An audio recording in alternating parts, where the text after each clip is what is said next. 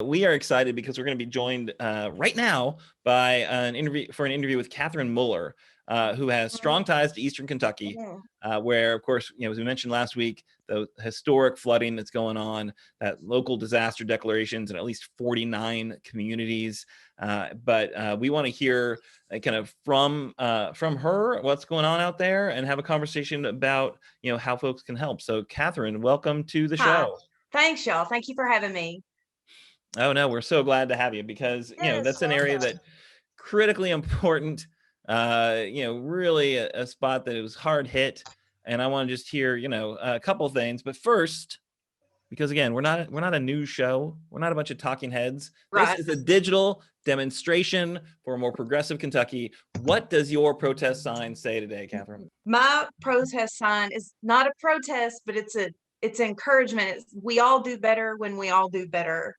Paul Wellstone, the senator from Minnesota, it's one of my favorites, and I think it's encouraging and kind of puts everybody in their place. Everybody does better. We all do better when we all do better. It's one of my favorites. It's a mantra. It's a good one. Yeah, Wellstone, what a champion for working people. What a loss, what a tragic loss, Yeah. But not just tax cuts for the rich that will trickle down. There's a little bit of a fundamental different view of the world. All right, so tell us a little bit though about kind of what are you hearing, what are you experiencing, what are your people telling you about how the flooding, obviously the water's I think gone down at this point, but Sure. what's the impact? Well, so the water. I'm from Martin County, and that's where I spent. I've been home since this happened, and I'll go home again in a week to do some more stuff. But the water comes in, and in a lot of places, like in northern Martin County and Warfield, it sits and it sits and it sits and it sits, and there's nowhere for it to go. So all of that sediment, which includes real toxic coal slurry, sits, and then there's mildew and mud and coal and all kinds of really, really bad stuff. Um, and people that were already incredibly poor and having a really hard time, now they've lost everything, and because of the sediment and the slurry and the mold and everything, this isn't, you can't take it outside and power wash it down with bleach. This is it's gone, and these folks are already waiting on unemployment to kick in, or maybe struggling to get unemployment because they didn't really have secure employment before. And this is just salt in a real long lasting festering wound. I mean, it's just doubled down on an already impossible situation. Martin County is not the only one. Of course, Breathitt County just got absolutely wrecked. Johnson County had a ton of flooding, even right there in town in the courthouse in Paintsville. It's all over Eastern Kentucky in areas that already, were just having a horrible time, and now it's even worse. That does sound just horrible. Exactly. And I think that is when the water goes away, it's not like everything's fine, right? Right. That, and especially if it sits there for a while, that the mold, and oftentimes like toxic mold, like that, Yeah, it I'm is like, this is a nasty stuff. toxic situation. Yeah.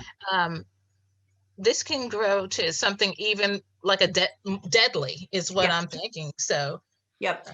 And I was really lucky. I did just a Facebook post about, like, give me some donations. I live in this great neighborhood in Frankfort now, the neighborhood around the Capitol, and my neighbors and my friends. Shout out to Kid who helped me pack a Subaru full of 30,000 gallons of bleach and laundry soap. I took a whole bunch of cleaning supplies and stuff home, and stocked a local staging location in Tomahawk, where I'm from.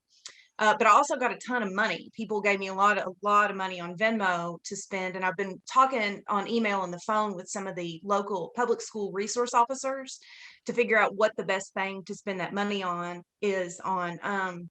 And it looks like it's going to be mattresses and box springs and bed frames, because those are just, they got soaked and there's no replacing them, and it would be dangerous to try to clean them and do so. So I think that a lot of the money that's coming in is going to go for things like bedding and mattresses and soft goods that absolutely, no matter what, cannot be saved. Like, they have to be replaced because it's dangerous, and like Denise said, deadly. Yeah. But these are people that can't afford it. There is no money to get on Amazon and order up a new roll-up mattress for $200. Like that's out. That's just not. It's not possible. When I say this is a poor region, I mean Like, it's. yeah, and people out here in these Lexington, my Lexingtonians in the urban areas in central Kentucky. Yes. I need, if you have not been to Martin County or out in, to the border between, of Kentucky and Tennessee, not Tennessee, but Virginia and West Virginia, I need for you all to at least one time in your life, go check it out. We're seeing poverty like you wouldn't know that you're in the Commonwealth of Kentucky. It's something that once you see, you will be very fired up about. And also, I'm about to do a plug for myself. Also, go watch last night, and then we'll get back to your conversation. I had my first rural edition Kentucky Conversations with the Bluegrass Activist Alliance about just issues that concern people in rural parts. And we had my good friends, Mickey and Nina McCoy. They're from Martin County. Learn those my Inez, Kentucky. Yeah. So we had other folk out there who were talking exactly about these issues that like shocked me. So Mickey and Nina are gems of the Commonwealth, and if we don't have statues of both of them in the rotunda by the time I die, I'm gonna go down fighting. I mean, they're two of the most valuable Kentuckians ever. This is tertiary, but it's relevant. When I was in school, I did a lot of research on urban and rural poverty management trends and how urban poor people manage to get through, and women with children is what I focused on, and rural and the similarities are endless. Poor people manage all about the same way. It's very matriarchal in the mountains still, and I think it's very matriarchal in urban areas as well. And poor people are using the same ways to manage with this kind of tragedy as they do in the cities too. They lean on each other, they lean on their moms and sisters and neighbors, and it's really a pull together kind of attitude, which is great to see, but it shouldn't have to be that way. Appalachia was abandoned a long time ago. yes. After the coal was gone, everybody pulled out and left, and they're just leaning on each other now. And they shouldn't have to lean on each other. They should have, if you're in the Commonwealth of Kentucky, you should be able to have access to clean water, infrastructure that is working. You shouldn't have to move to Lexington nor to Louisville to have adequate living arrangements. Right. But I'm going to get off my soapbox because you're the No, guest. girl, we'll be on it together. Yes. Well, hey, so Katherine, really important that you're sharing that. I think it's a completely, accurate assessment, like how horrible it is that we've allowed this part of our Commonwealth to be, basically written off for, a generation at least, right? Yeah. And it's time for a change there, certainly. What are ways that people can directly help out? Like, what do you recommend people do to get some support to these areas? Well, as far as the flooding goes, and this is all I've got for now, and I wanted to provide like vetted, good resources for people that they can feel confident donating their money or goods or time to. So just at flood specific, I've got a list that thanks everybody for listening. So Appalachian Reach Out is ARO, and they've got a really good Facebook page and a website, and they're located in Martin County, but they also serve over in Louisa, which is Lawrence County. Mm-hmm.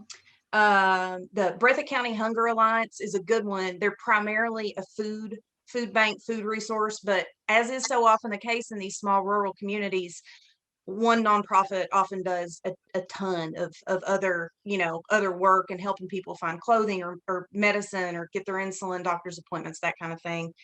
Aspire Appalachia is a good one. Christian Appalachian Project is an oldie but a goodie. They are always reliable. They are superb stewards of their money. And I know that the name is, Christian Appalachian Project, and for some people that might be a turnoff, and they think, oh, I don't want to do anything that's just going to the church, but their funds go to the people. That it's not. I want to be very clear that it's Christian Appalachian Project they're dedicated to who they're serving. It's not. I think the name is misleading for folks. And And then I think it's important to weigh in on how important local newspapers and local journalism is here. The Mountain Citizen in Martin County is the only reason that they got emergency status from Governor Beshear's office. The county judge executive there in Martin County was not going to call Andy Beshear and request emergency funds status. Rocky Atkins has a famous quote, or not quote, but like saying about it. And he said, hell, we'll take a shout across the creek. That's enough for us to declare an emergency situation somewhere. You don't have to fill out fancy paperwork. Just let us know. And the county judge executive in Martin County was not going to do it until the wonderful people at the Mountain Citizen held his feet to the fire and said, we're going to tell everybody if you don't. Well, I'm telling everybody now, and they are too. It's fine. But local newspapers and local journalism in these places, it is critical that we support them and we buy subscriptions if it's your hometown or your nana's hometown. Keep up with what's going on, but these newspapers are that's it. Yeah, the Mountain Citizen, like everybody buy your subscription. Just keep them going. But I don't think that people understand that sometimes this is the only way that the word gets out to the papers in Lexington and Louisville, is through these independent tiny newspapers. It's really important. That's a good point. And then we actually had a question in the comments. Betty asked about whether FEMA is available for people. And I think I just did a quick Google search. Doesn't look like there's been an official FEMA disaster declaration yet. There's been the state disaster declarations all around, but there's not gotten the federal one. And we need that to get FEMA mobilized. And I know that, Governor Beshear is asking for it. I'm assuming that, somebody like believe Mitch they were McConnell. holding off on that. No, they were waiting for the COVID. I recall reading it was in the news. Sorry, why did I jump in to clarify it when I didn't remember all the facts? Apologize. Moving on to someone else. I have a question for Miss Catherine. Yes, ma'am. I know you all forgot about me. Hi, Miss Catherine. Hi. I know and have heard about you that you're very much politically active as a Democrat. Yes. And as I am here in Jefferson County and in other places. And I was just thinking about how people can help out. I know that my sorority, one of our tenets is service, and I do belong to Alpha Kappa Alpha. That would be the same sorority as our leader, Madam Vice President Kamala Harris. So I will talk to my sorors about possibly helping in whatever that we can do, because we love to do service. But I have a question for you. Mm-hmm. And the question is, what's your take on Eastern Kentucky right now? It's swung so very much to the right when it used to be a Kentucky Democratic stronghold. And what I've said all along is that many counties in Kentucky are now and have been for the last 4 years feeling the effects of the Trump regime.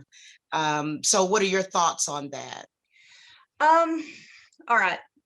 I am no expert, but I got a big mouth and a lot of thoughts. And a rural Appalachian Eastern Kentucky Democrat is always more conservative than a central Kentucky Democrat, always. So I think a lot of times when people say, oh my God, they're all turning red out there, they're turning conservative, they've always been pretty conservative. A lot of that I think that had a whole lot to do with it. When the coal boom ended and they moved out with all the coal, just raped the land, took all the money, all the coal, and left no infrastructure, no roads, no rail lines, nothing. The coal operators just took it, ran, didn't follow the EPA regulations. Coal mining's important. Do not get me wrong. I'm, real aware of how important coal has been to Eastern Kentucky, but that money didn't stay there. And when the coal was gone, and that also meant that the coal truck companies were gone and the mechanics that worked on the trucks and the machinery, so all of that labor, a lot of times supported by unions, it started to kind of peter out.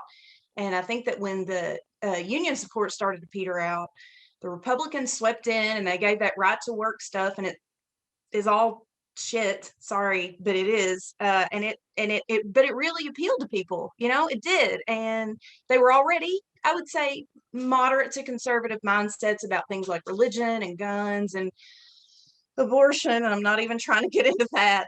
But for an already conservative area that was mostly Democrat because of labor and unions, when that union work started to leave because there was none left, it had a big impact, and people really got caught up in the Republican rhetoric and frankly diatribe of oh, we're going to come in and save you, and we're bringing Jesus with us. No, you're not. No, you're not. You're going to come in and scare people to death, so they just spend all their time praying and not paying attention to what you're doing.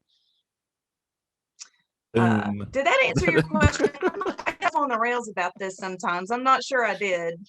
Yes, it did very much. I was able to actually hear a lot more than what I had anticipated. And all of these things do work hand in hand on why that maybe had happened. I think that sometimes I am a progressive, but I think I'm not, just totally all the way to like this extreme left. And I think sometimes Right. if you're too extreme left, I think being progressive is great. We're progressing, right? Yeah. But I think sometimes like if you're too to that extreme of left, it could maybe, I don't know, scare some of the more conservatives away. But I'm hoping that, when it comes time to elect people again, that they will understand that we care, our party cares about the people, and there's another party that needs to go and really has no other interest but self-interest. There's a difference between being selfish, self-interest, and trying to be interested in helping other people. So I believe that's what it is. So thank you so much for that. Thank you so much. Well, I agree with what you said about being too left, like practical progressive. Like that's how I identify as I'm a practical progressive. I mean, and I think if you look at it's just about people have to live, and poverty is poverty no matter what part of the state you're in. The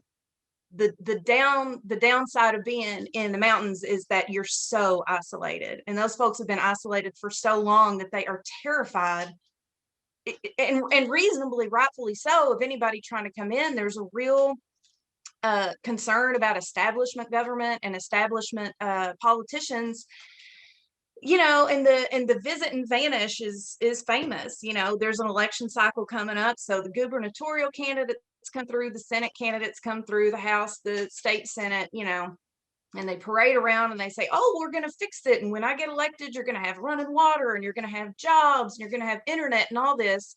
So then they either lose and they never come back, or they win, but they get swayed by the Louisville big money and Lexington big money and the larger interests, and they never go back. No, I can think of two politicians recently that have actually kept up with what's going on and gone back to keep on touching base and making sure people knew they were there to support them. And one of them's Charles Booker and the other one's Adam Edelin. And outside of those two, nobody ever goes back, ever, except for them. Yeah, I hope Andy gets back into those communities, because I know that he had Rocky with him at least in that kind of final push after the primary, and I think that helped an awful lot. Obviously he was also running against somebody who had shown who he was, right? So Matt Bevin had shown very clearly who he was, and it was not a friend of working folks, right? So now what are we going to do about it, though, right? So I think we need to show that democratic policies mean you do better. Right. So the $300 a month that are coming to you because of the American Rescue Plan means that your life in rural, Kentucky is going to be better. Does that mean that, they're going to get clean water and that broadband's going to be there for you immediately? No, but Andy was fighting to get more money for broadband, to get it out there into these areas, whereas the Republicans stopped him from doing that. Right. He wanted to use some of this windfall to actually help deliver broadband in areas that need it. And what happened? The Republicans said no. So, a kind of cultural fight does not make folks' life better, right? But actual policies can. And I think we just need to make sure that, we aren't getting dragged down into the cultural piece, because, I get it. Nancy Pelosi is not popular in, some of these counties. And Mitch McConnell, as much as he's like, horrible, like, he, whatever, like he's a Kentuckian. So they'd rather have him in power than some, cultural elitist, right? Like, is it bad for me to say something really quick? Apparently it is not, because here you are. What do you got? Oh, hello. I like Nancy Pelosi. I think she's done a great job. Like, I don't think enough people say that. But Nancy I mean, doesn't live in Kentucky. And no, that's she what doesn't. They do. I'm not Not only that, not only that, there needs to be more people reaching out to the diverse demographic that you do have in rural areas. I don't think that we really touch upon them, or they really feel included in the democratic processes. They don't. Once again, a plug for my show. Go watch that Bluegrass Activist Alliance presents Kentucky Conversations with Denise Gray, Rural Edition. Okay, so you know what, Aaron, it's just gonna be a plug for shows today. No, I'm just I'm going to say this. I think we've gone a little long. I'm going to thank Katherine for bringing her perspective, because I think it's super valuable. Glad we could share a bunch of those links so people can know where to go to donate. And then I'm going to just say, hey, we're going to wrap up the show, and we're going to, because we've gone a little long, right? So we made a promise to ourselves and others that we would try to keep this show as close to half an hour as possible, and we've blown well past that. So we're going to wrap up now. Katherine, any final thoughts you want to leave us with in terms of what we can do to help, or, some political considerations you really think we need to know? First of all, I can't believe that I get to be on a show with Denise Gray. Like, I am tickled. I am tickled. This is great. And Kimberly, it is so nice to meet you too. I just, this is like, I'm a little starstruck. I won't lie. I really think that the Democratic Party in Kentucky, many people, I've worked for them in 100 different campaigns. The most important thing is that we have to go to Eastern Kentucky the way we go to the cities, and we have to stay. We cannot just go in at election times and say, hey, our Democratic policies are the best. They're better. Vote for us, and then leave. Like, who the hell's going to believe that? Nobody. We have to go in and set up shop and be available and be there all the time. We have to be available 100% of the time, not just on election cycles. We're never going to win if we keep ignoring the mountains like we do and swooping in. People are smart, and they realize when you're just pandering for their vote and you don't seem to, even if you do care, they realize when you don't seem like you care. And we have got to set up shop and be a permanent, available commodity for folks to use in the mountains. And that's the hard line as far as I'm concerned. Yeah, but is Mitch there? Is Mitch showing up? I mean, Mitch, who cares about him? Like, isn't that the thing though? There has to be a contrast. Like, it's a choice. Are the Republicans setting up shop there? It doesn't matter what they're doing. It's what, as far as I'm concerned, it's what we need to do. Who cares about Mitch? Who cares about Rand? Let them do or not do whatever they're going to do. It has to be up to us, and when I say us, I mean progressives and Democrats and liberals here in the rest of the Commonwealth. We have to go do the work. We're never going to win again if we don't go do the work and be genuine about it. We can't just roll through and wave and say we're going to fix it on our way out the door. We have to be there. That's true. I don't think worrying about what Mitch and Rand are doing is going to do us any good. All right, because they got the guns and they got the God and they got the anti-abortion, so it's easy to go with them. The Democrats are gonna have to win them over with some actual getting the job done. Right, but that takes patience. 100%. Thanks so much. Looks like you are a fan. You got fans there in the comments, Katherine. Lots of folks. We're excited to hear what you have to say. So thank you for sharing it with us. I'll answer all your questions. Thank you so much, Aaron. Check out Katherine's live stream. It'll be happening soon on this Facebook platform.